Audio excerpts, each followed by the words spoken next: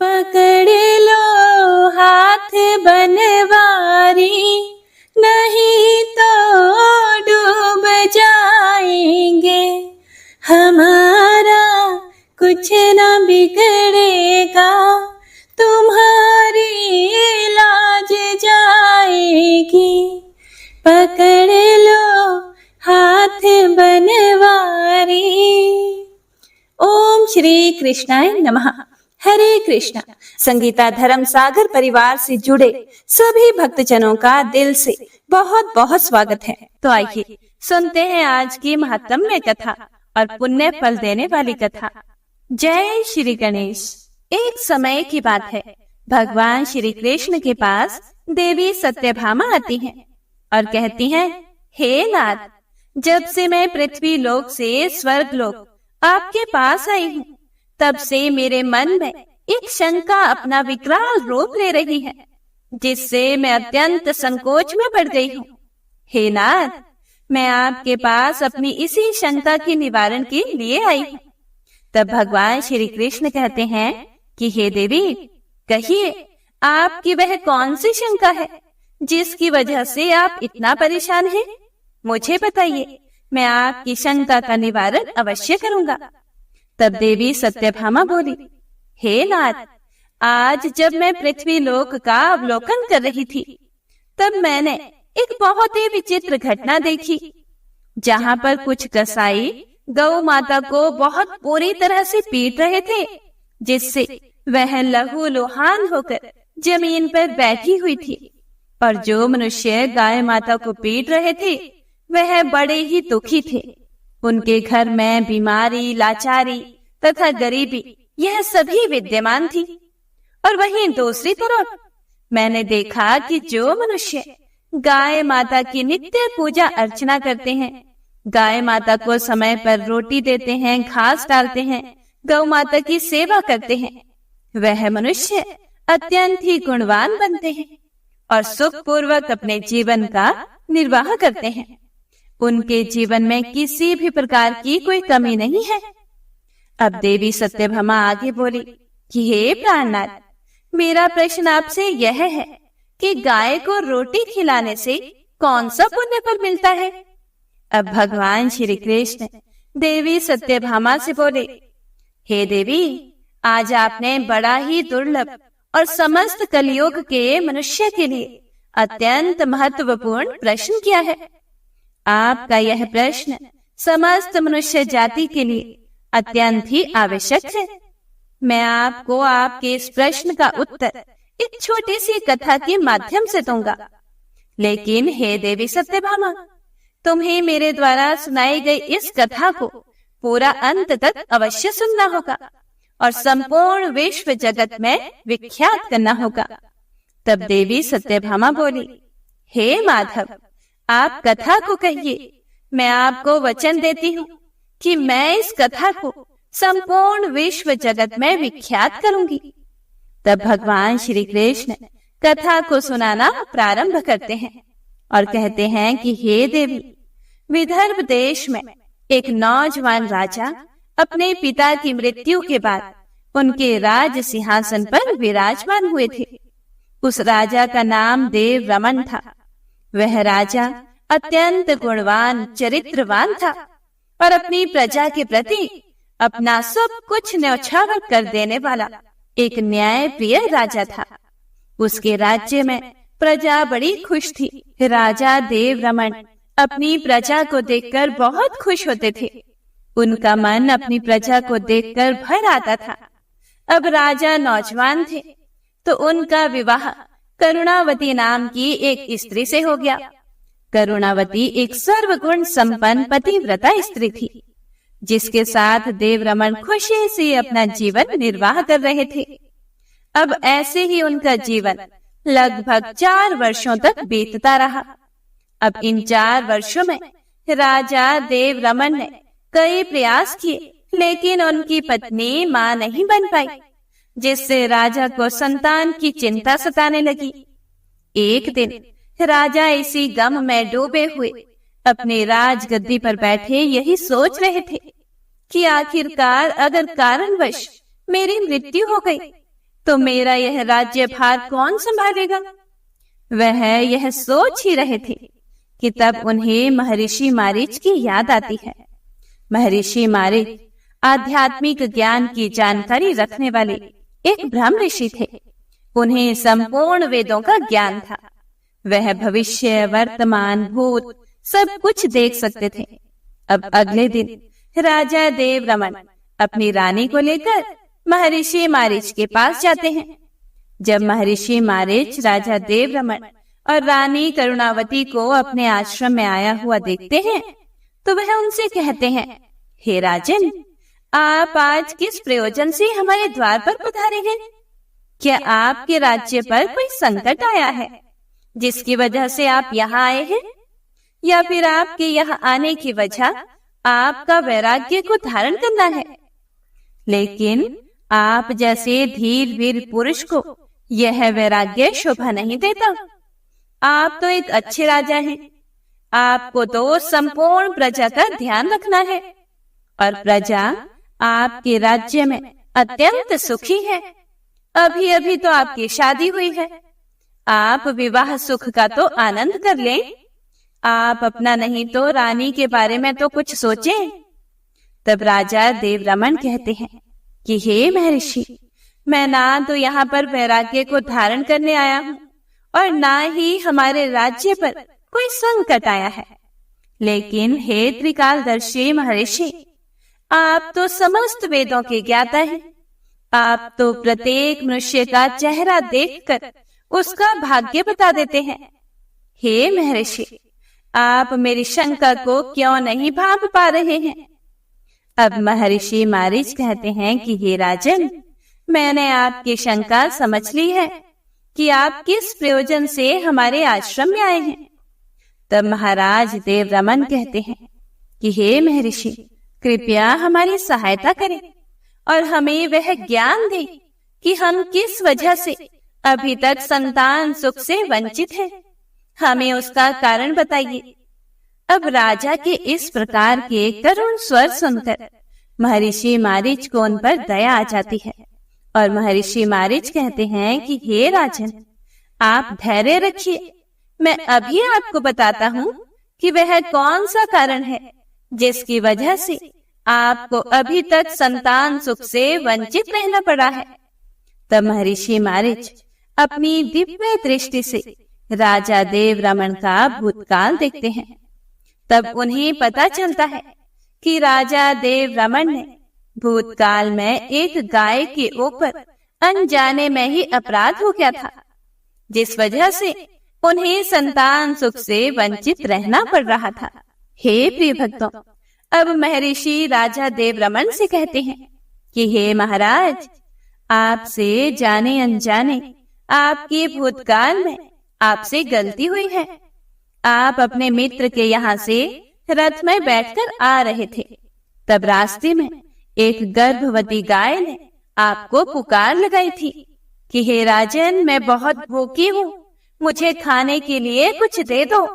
मेरे पेट में मेरा शिशु पल रहा है। आपने उस गाय की बात का ध्यान नहीं दिया और आप आगे बढ़ गए। वह गाय करुण विलाप करती रही। इसी वजह से उस गाय का आपको श्राप लगा है। उस गाय ने आपको श्राप दिया कि जिस प्रकार आज तुम मुझसे मुंह मोड़ के जा रहे हो, उसी प्रकार संतान सुख तुम्हारे चौखट से मुंह मोड़ लेगा। महर्षि अब आगे कहते हैं कि हे राजन, इसी वजह से आपको संतान सुख से वंचित रहना पड़ रहा है।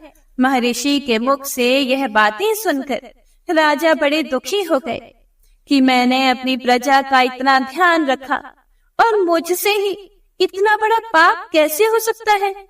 वह दुखी मन से महर्षि से बोले कि हे महात्मन, क्या इसका कोई उपाय आपके पास है?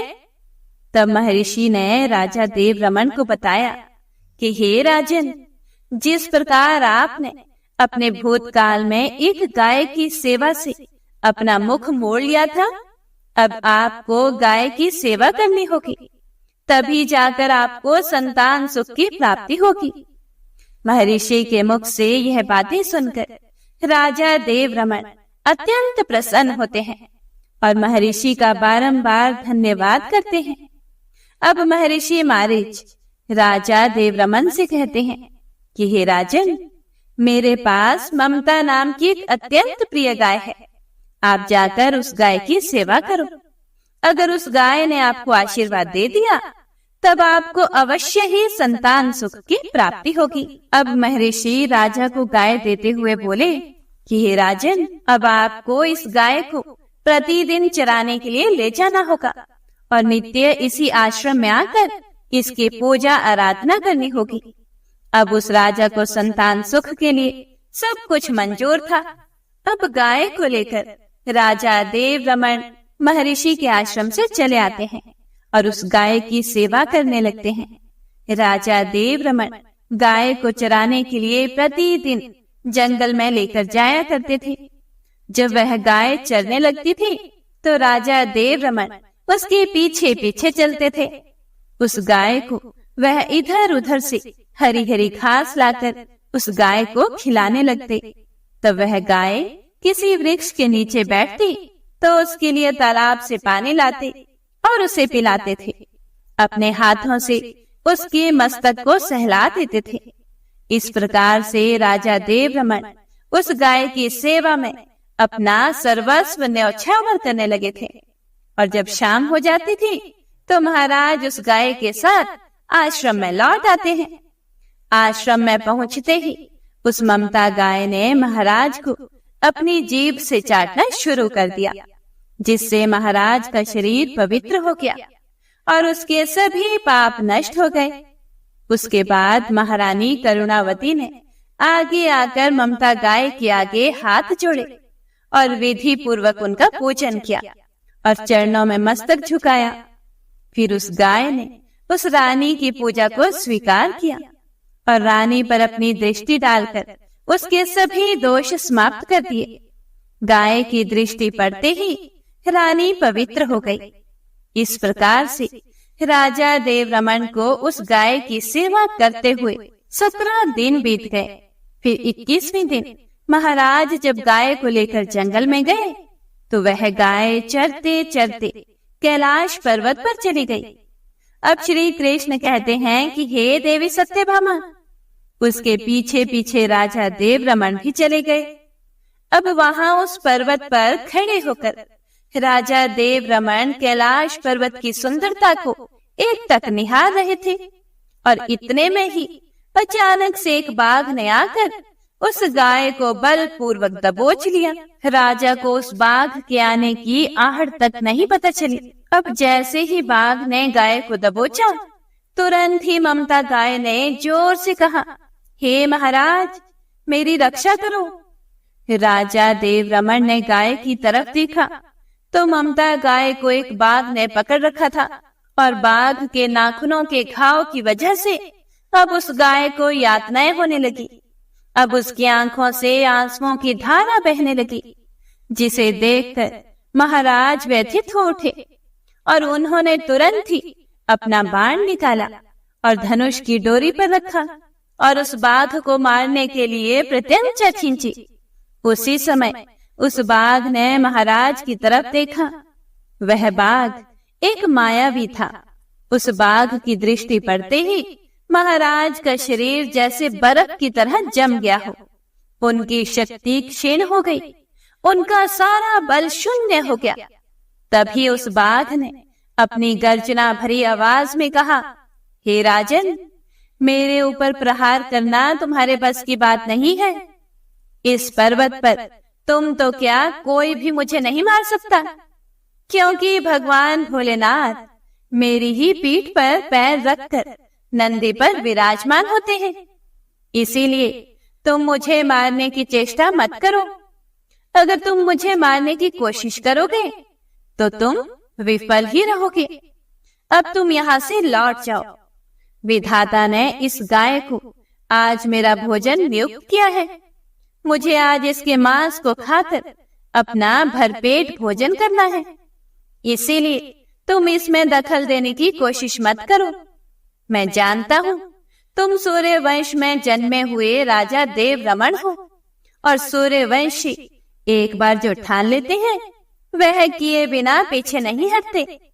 लेकिन तुम्हें अभी यह ज्ञात नहीं कि इस कैलाश पर्वत पर भगवान भोलेनाथ की असीम माया फैली हुई है, इसीलिए तुम यहाँ से तुरंत ही चले जाओ।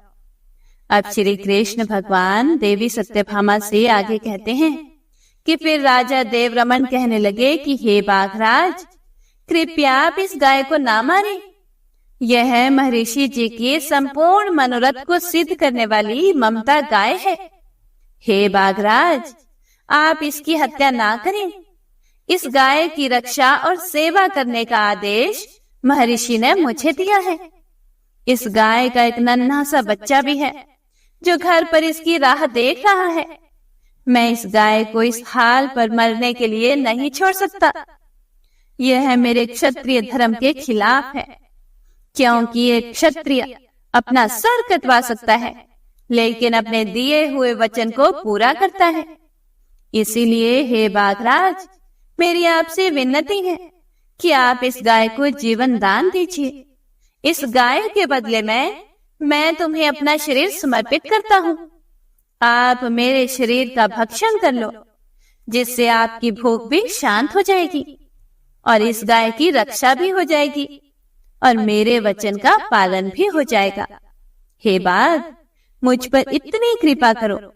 इतना कहते हुए राजा देवरमन अब उस बाघ के सामने गए और उस गाय को छोड़ने के लिए विनती करने लगे और कहने लगे कि गौ रक्षा के लिए प्राण त्यागने से मुझे स्वर्ग लोक की प्राप्ति होगी। हे प्रिय भक्तों, इतना कहकर महाराज देवरमन उस बाघ के सामने हाथ जोड़कर बैठ गए और उन्होंने अपनी आंखें भी बंद कर ली। फिर अचानक से राजा देवरमन के कानों में एक आवाज सुनाई पड़ी, हे पुत्र, उठो। मैं तुम्हारी सेवा को करते देखकर अत्यंत प्रसन्न हूँ। यह सुनकर महाराज उठ खड़े हुए और उन्होंने अपने सामने उस गाय को देखा, लेकिन वह बाघ कहीं भी दिखाई नहीं दिया। तभी वह गाय एक दिव्य स्त्री के रूप में बदल गई और राजा से कहने लगी, हे राजन, यह सब मेरी ही रची हुई माया थी। मैं ही तुम्हारी परीक्षा ले रही थी और तुम अपनी इस परीक्षा में सफल हुए हो। तुम मेरे लिए अपने प्राण देने के लिए तैयार हो गए, इसीलिए मैं तुमसे बहुत प्रसन्न हूँ। अब तुम मुझसे कोई भी वरदान मांगो, मैं तुम्हारी हर एक मनोकामना को अवश्य ही पूरा करूंगी। अब श्री कृष्ण कहते हैं, हे देवी सत्यभामा, महाराज देवरमन कहते हैं, हे गौ माता, मेरे मन में जो इच्छा है उससे तो आप भली भांति परिचित हैं। कृपया आप मुझे पुत्र प्राप्ति का वरदान दीजिए। मेरी आपसे एकमात्र यही कामना है, क्योंकि मुझे कोई भी पुत्र नहीं है और अगर मुझे किसी पुत्र की प्राप्ति ना हुई तो मेरे राज्य का राजवंश कौन संभालेगा और मेरे राज्य का उत्तराधिकारी कौन बनेगा। अब उस दिव्य स्त्री ने कहा, हे पुत्र, तुम पत्ते के डोने में मेरा दूध लेकर उसका पान करो। इससे तुम्हें अत्यंत ही बुद्धिमान और गुणवान पुत्र की प्राप्ति होगी। महाराज कहने लगे, हे माते, अब आप अपने असली रूप में आ जाइए और मेरे साथ महर्षि के आश्रम पर चलिए। फिर वह दिव्य स्त्री एक गाय में बदल गई। उसके बाद राजा उस गाय के साथ आश्रम में चले आए। आश्रम पर पहुंचने पर महारानी ने आगे आकर उस गाय का पूजन किया। तब उस गाय ने कहा, हे महारानी, आप मुझे स्पर्श करें, इससे आपको अत्यंत गुणवान और विद्वान पुत्र की प्राप्ति होगी। फिर महारानी ने गाय को स्पर्श किया। महाराज और महारानी ने उस गाय की शास्त्रों के अनुसार पूजा आराधना की और उनके अमृत के समान दूध को प्रसाद समझकर ग्रहण किया। अब महर्षि मारीच कहने लगे, हे राजन, अब आप अपने पाप से मुक्त हो चुके हैं। अब आपकी हर एक मनोकामना अवश्य ही पूर्ण होगी। अब राजा देवरमन अपने राजमहल को लौट आते हैं और कुछ ही समय बाद उन्हें एक अत्यंत सुंदर और गुणवान पुत्र की प्राप्ति होती है, जिससे वे दोनों बड़े खुश होते हैं और कुछ ही सालों में उन्हें 2 पुत्र और 3 कन्याओं की प्राप्ति होती है। अब श्री कृष्ण कहते हैं, हे देवी सत्यभामा, जो भी मनुष्य गाय की सेवा करता है, उसे भोजन कराता है, उसकी पूजा करता है, उस मनुष्य के सभी काम सफल होते हैं। और जो भी मनुष्य गाय की रक्षा करता है, उसकी कभी भी दुर्गति नहीं होती। मृत्यु के बाद वह देवलोक में जाता है और भगवान विष्णु के दर्शन करने का सौभाग्य उसे प्राप्त होता है। जो भी मनुष्य गाय का दूध पीता है, वह सभी प्रकार के रोगों से दूर रहता है। और जो मनुष्य गाय का दान करता है, उस मनुष्य को मोक्ष की प्राप्ति होती है। जो स्त्री रोज गाय को रोटी खिलाती है, वह देवी बन जाती है। गाय माता उसके समस्त पापों का नाश कर देते हैं और उसके सभी मनोरथ धीरे धीरे पूर्ण हो जाते हैं। इसीलिए सदैव गौ माता की रक्षा और उनकी पूजा करनी चाहिए। इतना करने से ही मनुष्य के सभी कार्य सफल होते हैं। उसकी दरिद्रता और गरीबी समाप्त हो जाती है। गाय के अंदर एक मां के समान ही ममता होती है। यह सब सुनकर देवी सत्यभामा बोली, हे माधव, आपने जो यह कथा हमें सुनाई है, वह अत्यंत ही पावन है। मैं इस कथा का अवलोकन संपूर्ण स्वर्ग लोक में विख्यात करूंगी। हे प्रिय भक्तों, आपको यह कथा कैसी लगी, हमें कमेंट में अवश्य बताइएगा। और गाय के आशीर्वाद से मनुष्य रंक से राजा भी बन जाता है। तो गाय की नित्य पूजा अर्चना करें और उसकी सेवा करें। अगर कहीं आपको गाय दिखे तो उसे पानी पिलाएं और चारा दें। जहां तक हो सके उस गाय की सेवा करें। अगर गाय का आशीर्वाद मिल गया तो आपका कल्याण हो जाएगा। हरे कृष्णा। हे प्रिय भक्तों, तो आइए अब सुनते हैं कार्तिक मास महात्म्य में आज की कथा। पिछले अध्याय में हमने भगवान की पूजा का महात्म्य सुना था। तो आइए अब सुनते हैं आगे का वृतांत। अब तक की कथाओं को भक्ति पूर्वक सुनने के बाद राजा पृथु ने देवऋषि नारद जी से कहा, हे देवऋषि नारद, आप सर्वज्ञाता हैं और मैं तो अज्ञानी हूँ। अब आप कृपया करके संतान वृद्धि और सुख संपत्ति देने वाली महाविद्या, महामाया, महामेधा, महास्मृति, महामोह, महादेवी, महेश्वरी और सर्वेश्वरी अहोई देवी की उत्पत्ति और इनका व्रत कब और कैसे किया जाता है, इस बारे में हमें विस्तार पूर्वक बताइए। महाराज पृथु द्वारा इस प्रकार प्रार्थना किए जाने पर नारद जी एक प्राचीन कथा सुनाते हुए बोले, हे राजन, एक समय कलिकाल में बड़ा भारी अकाल पड़ा हुआ था।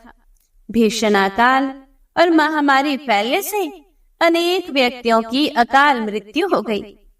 तब सब लोग इस विपत्ति से मुक्ति पाने का उपाय सोचने लगे और अंत में निश्चय करके सब ने कार्तिक कृष्ण सप्तमी को उपवास रखा और व्रत के प्रभाव से सायंकाल चामुंडा देवी हाथ में नरमुंड लिए प्रकट होकर कहने लगी कि मैं रुद्र सहित विहार करने के लिए यहाँ आई हूँ, लेकिन समस्त संसार में पाप छाया हुआ है।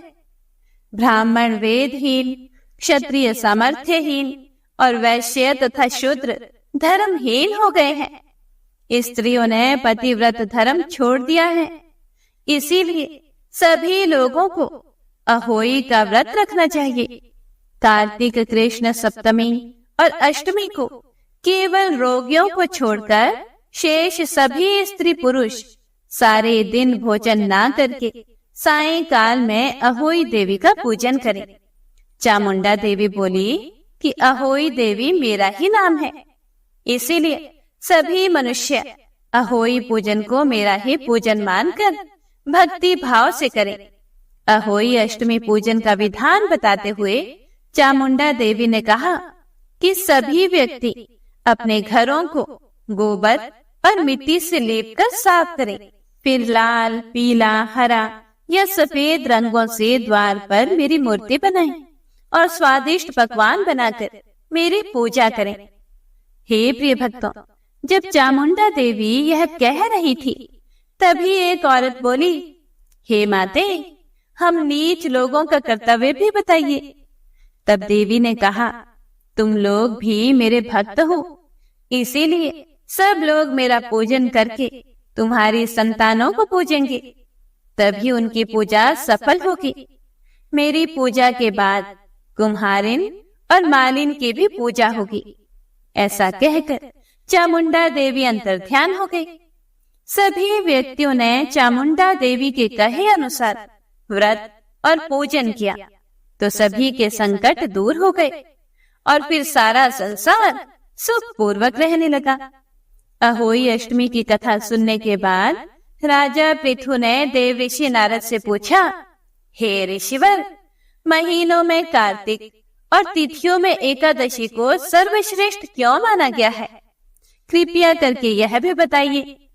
तब नारद जी कहने लगे, हे राजन, एक बार यही प्रश्न सत्यभामा जी ने भगवान श्री कृष्ण से पूछा था।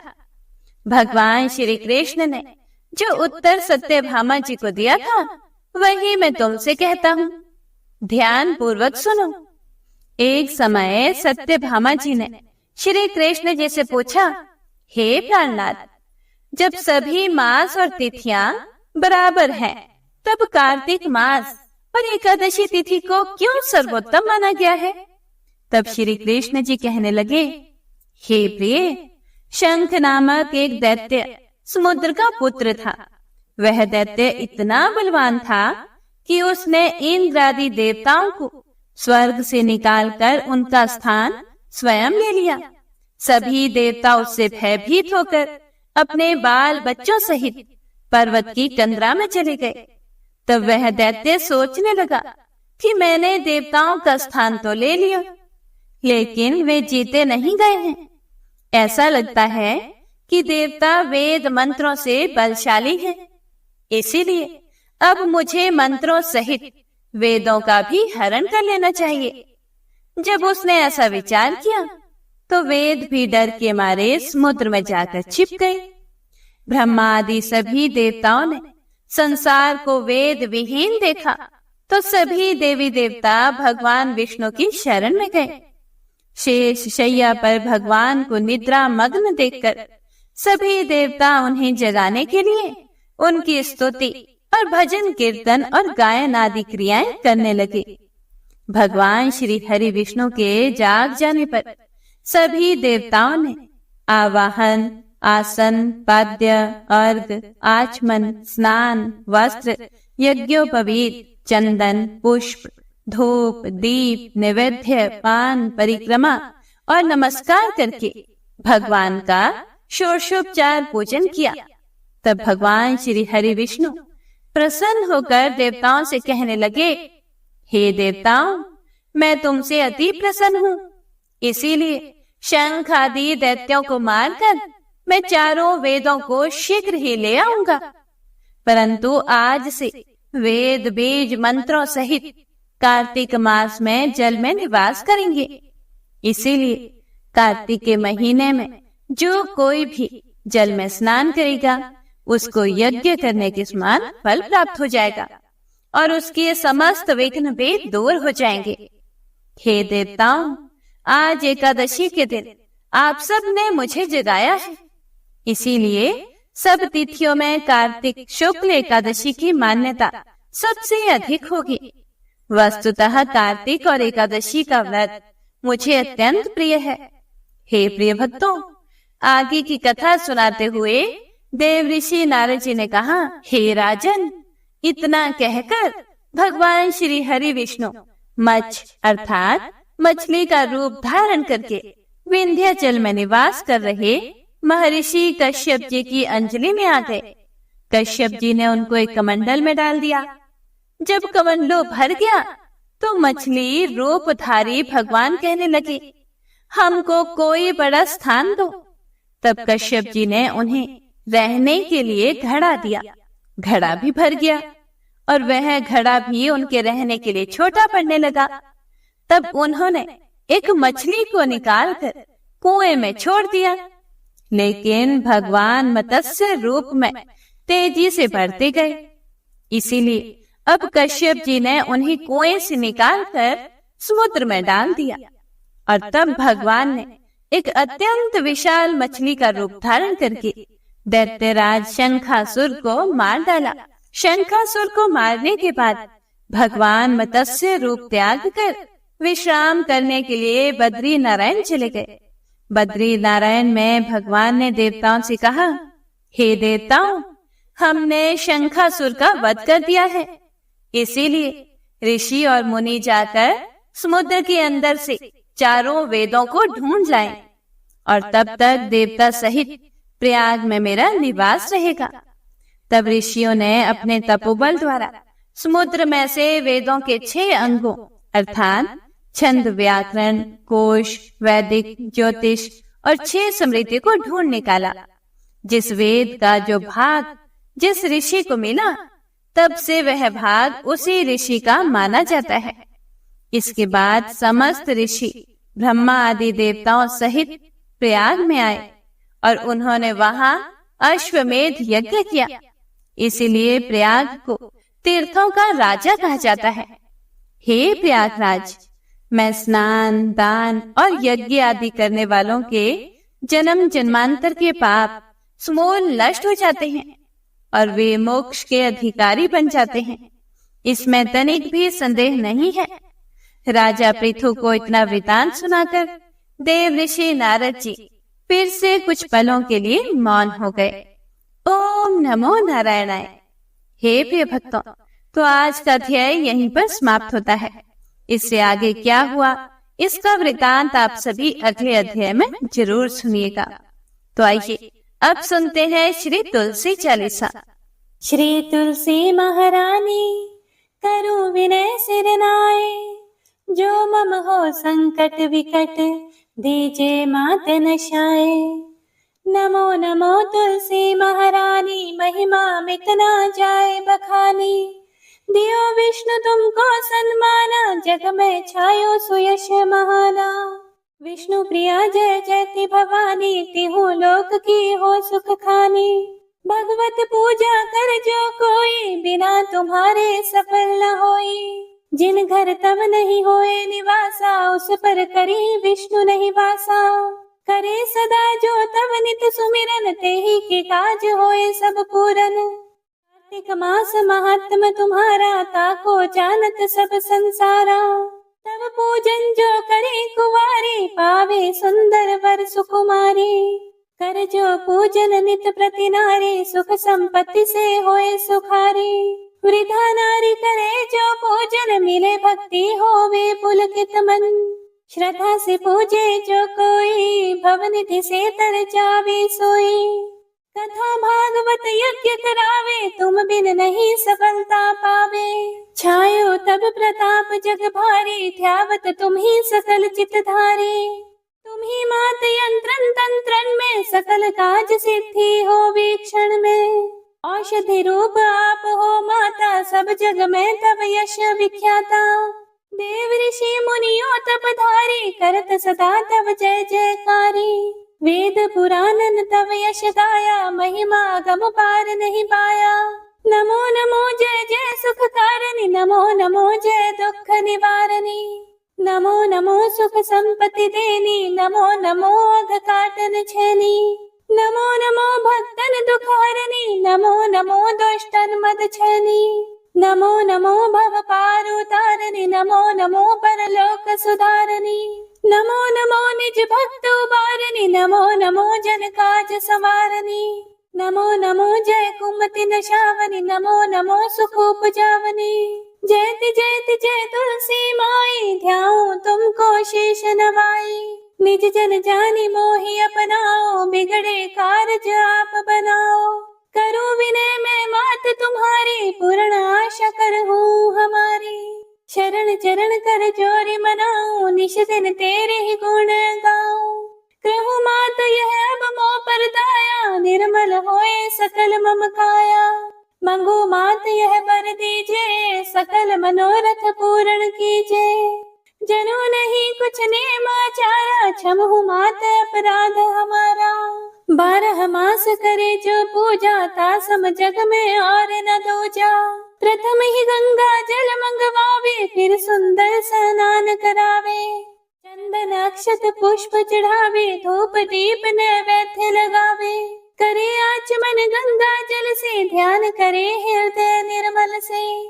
पाठ करे फिर 40 की, स्तुति करे मात तुलसा की। यह विधि पूजा करे हमेशा, ताकि तन नहीं रहे कलेशा।